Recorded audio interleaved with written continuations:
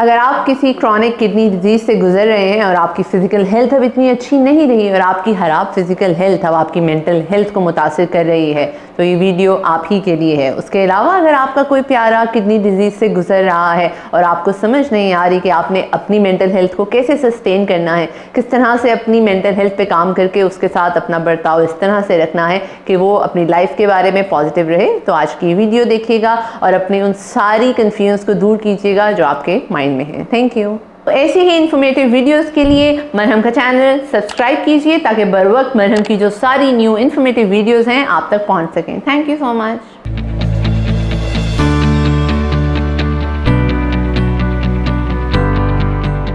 अस्सलामुअलैकुम, I am सारा अहमद नीना और मैं कंसल्टेंट क्लिनिकल साइकोलॉजिस्ट और रिलेशनशिप काउंसलर के तौर पे मसूद हॉस्पिटल लाहौर और अकरम मेडिकल कॉम्प्लेक्स लाहौर में अपनी सर्विसेज दे रही हूँ। आज का हमारा टॉपिक है कि किस तरह से एक क्रॉनिक डिजीज़ आपकी फ़िज़िकल हेल्थ को मुतासिर करती है और आपकी फ़िज़िकल हेल्थ जब अच्छी ना हो तो किस तरह से आपकी ज़हनी सेहत मुतासिर होती है। सबसे पहले बात करेंगे हम एक क्रॉनिक किडनी डिजीज़ के बारे में। बहुत से लोग ऐसे हैं जो गुर्दे की मुख्तलिफ बीमारियों में मुब्तला हैं, ना सिर्फ उस बीमारी में मुब्तला हैं बल्कि कुछ तकलीफ दे प्रोसीजर से भी गुजरते हैं जिसके अंदर डायलिसिस और किडनी ट्रांसप्लांट भी आते हैं। तो सबसे पहले देखने की ज़रूरत ये है कि जब किसी इंसान को ये पता लगता है कि उसको कोई क्रॉनिक किडनी डिजीज़ है तो उसकी जहनी सेहत किस तरह से मुतासिर होना शुरू होती है और उसका रिएक्शन क्या होता है। सबसे पहले बहुत से केसेस जब हमें रिपोर्ट होते हैं तो क्लाइंट हमें ये रिपोर्ट करता है कि हम एक डिनाइल के फेज़ में चले गए थे, हमें तो यकीन ही नहीं आ रहा था कि ये डिजीज़ हमें भी हो सकती है और पहला सवाल जो हमारे जहन में उभरा था वो ये था कि वाई मी। तो यही देखने की बात है कि हमने कुछ चीज़ों को ज़िंदगी में समझा होता है कि ये तो हमारे ऊपर हो ही नहीं सकती, या हमारी ज़िंदगी में अगर ऐसी कोई चीज़ आई तो हम तो इस चीज़ को फेस ही नहीं कर पाएंगे। तो इस चीज़ को समझने की ज़रूरत है कि ऑब्वियसली ये एक ट्रॉमा है, लेकिन इसको एक्सेप्ट करना ही इस चीज़ से गुजरने के लिए पहली सीढ़ी है। अगर देखा जाए डिनाइल के बाद ऑब्वियसली एक्सेप्टेंस की बहुत ज़्यादा ज़रूरत होती है। उसके बाद डिनाइल और उस डिनाइल को मात दे के जब आप एक्सेप्ट कर लेते हो उसके बाद देखा जाता है कि लोग बहुत ज़्यादा एंगर और एक्सेसिव वरी में मुब्तला हो जाते हैं। एंगर इस चीज़ का कि उनको ये अपनी पुरानी ज़िंदगी वापस चाहिए होती है, वो चाहते हैं कि वो अपनी रोज़मर्रा की एक्टिविटीज़ को बिल्कुल वैसे ही करें। ऑब्वियसली अब एक बीमारी आई है, आपने उसका ट्रीटमेंट लेना है, एक अरसे बाद ही आप इस चीज़ से वापस निकलोगे। उसके अलावा जो साइकोलॉजिकल चेंजेस देखेंगे उसके अंदर होपलेसनेस, पेसिमिज्म, आपके रिलेशनशिप में इफ़ेक्ट होते हैं, आपकी वर्क लाइफ इफ़ेक्ट होती है, आपकी लाइफ गोल्स इफ़ेक्ट होते हैं। एक बहुत ही बड़ा डायलेमा जो लोग फेस करते हैं वो ये है कि हमारी ज़िंदगी दूसरे लोगों की ज़िंदगी की टाइमलाइन पे नहीं चल रही, या जैसे हमने चीज़ें प्लान की हुई थी वो अब वैसे नहीं है। तो यही समझने की ज़रूरत है कि जब हमारी ज़िंदगी में कोई ट्रॉमा आता है, कोई इस तरह की बीमारी आती है, तो उसको फेस करना और उसके सारे ट्रीटमेंट प्रोसेस से गुजर के आगे जाने में ही बका है और तभी आप अपनी मेंटल हेल्थ को सस्टेन कर सकते हो। अब ऐसे वो सारे लोग जिनको कोई सीवियर किडनी डिजीज़ है उनके नर्वस सिस्टम पे बहुत बुरा इम्पैक्ट पड़ता है। सबसे पहले आपकी ब्लड सर्कुलेशन इफेक्ट होती है, आपकी ब्लड वेसल्स और आर्टरीज वीक होती हैं और वीक आर्टरीज ऑब्वियसली आपकी नर्वस सिस्टम को और आपकी कॉग्निटिव एबिलिटीज़ को इफेक्ट करती हैं। अब कॉग्निटिव एबिलिटीज़ में देखने में आया है और रिसर्च ने ये चीज़ साबित की है कि लोगों की मेमोरी इफेक्ट होती है, लोगों की डेली फंक्शनिंग इफेक्ट होती है, वो उस तरह से अपनी लाइफ में परफॉर्म नहीं कर पाते, उनके अंदर एक कॉग्निटिव डिक्लाइन आता है। तो ये जो सारी चेंजेस इंसान अपने अंदर ऑब्जर्व करता है उसके बाद ऑब्वियसली वो एक पेसिमिज्म की तरफ जा रहा होता है, वो उस ट्रॉमा से बाहर ही नहीं निकल पाता कि इस सारे चेंज को और अपनी लाइफ एडवर्सिटी को फेस कैसे करना है। उसके अलावा बहुत ज़्यादा सीवियर मेडिकेशंस होती हैं जिसकी वजह से इंसान की फ़िज़िकल हेल्थ वैसी नहीं रहती, जो सारे न्यूट्रिएंट्स ऑलरेडी उसकी बॉडी में होते हैं वो भी एक डिक्लाइन की तरफ आ रहे होते हैं और उस न्यूट्रिशन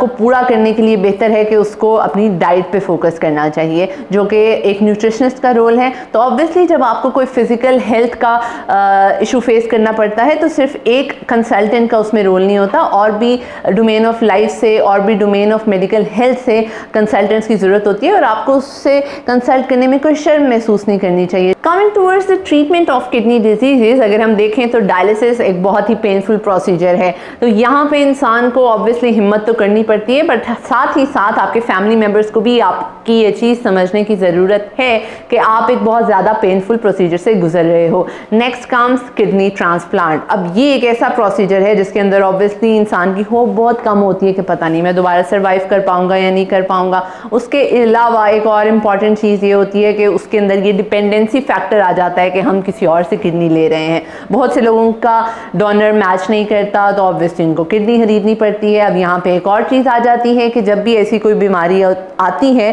तो उसका इलाज बहुत महंगा होता है। अब ये जब इंसान देखता है, एक बीमार शख्स देखता है कि मैं अपनी फैमिली के ऊपर बर्डन हूँ या उनको ये सारे फाइनेंसेस अरेंज करने पड़ रहे हैं, तो पता नहीं वो मेरे बारे में क्या सोचें, पता नहीं वो मुझे एज अ बर्डन तो नहीं लेंगे। तो यहाँ पे फैमिली मेम्बर्स को इस चीज़ की समझने की ज़रूरत है कि उन्होंने अपना एटीट्यूड कैसे रखना है, केयर गिवर बर्न आउट नहीं होने देना। अगर आपका कोई प्यारा मेंटल हेल्थ के इशू से गुजर रहा है अपनी फिजिकल हेल्थ की वजह से, तो आपने भी कंसल्टेशन ज़रूर लेनी है, ताकि जितनी मेंटल हेल्थ का अच्छा होना उसके लिए ज़रूरी है उतनी ही अच्छी मेंटल हेल्थ आपके लिए भी ज़रूरी है। अब बात करेंगे हम कुछ सेल्फ हेल्प टेक्निक्स के बारे में, कुछ ऐसी टेक्निक्स के बारे में जो एक इंसान खुद अपना के अपनी इस फिज़िकल हेल्थ को डील करे, ताकि उसकी इस फिज़िकल हेल्थ की जो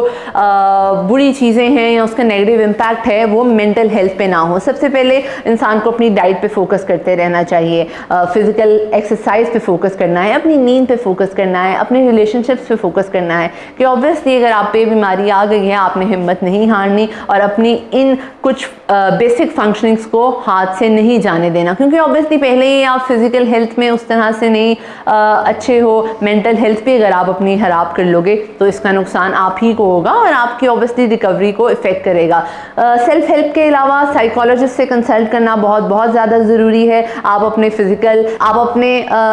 कंसल्टेंट से ही पूछ सकते हैं कि वो किसी को रेफ़र कर दें, या फिर आपने अपने कंसल्टेंट से अपने जो सारे पॉइंट्स हैं, सारे सिम्टम्स हैं, उनको डिस्कस करते हुए हिचकिचाना नहीं है कि मेरा कंसल्टेंट कहेगा कि तुमने तो इस चीज़ को सर पे सवार कर लिया है। तो प्लीज़ इट्स ऑल राइट, अगर आपको कोई इस तरह की फ़िज़िकल हेल्थ का इशू आ रहा है, इसमें आपका कसूर नहीं है, इसमें आपकी गलती नहीं है, इट्स ऑल राइट। और भी लोग हैं जिनके साथ ऐसा कुछ ना कुछ हो जाता है। So obviously face it and accept that you need a psychologist if you are facing any serious physical health concern. अगर आपका इस वीडियो से रिलेटेड कोई भी क्वेश्चन है तो नीचे कमेंट सेक्शन में लिख दें, और अगर आप मेरे साथ अपनी कंसल्टेशन बुक कराना चाहते हैं फिजिकल या ऑनलाइन, तो आप मरहम ऐप के थ्रू भी बुक करवा सकते हैं। बहुत शुक्रिया।